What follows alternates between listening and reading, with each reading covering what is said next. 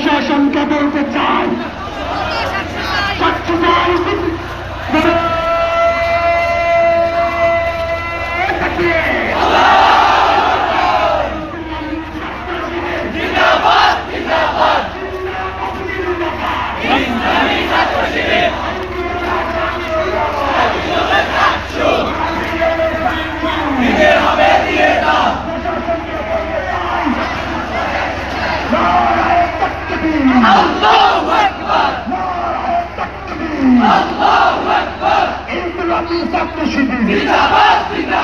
জিন্দাবাদ জিন্দাবাদ।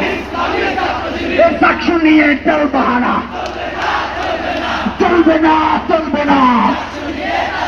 এই সাক্ষ্য নিয়ে টাল বাহানা মাপ করে সাক্ষ্য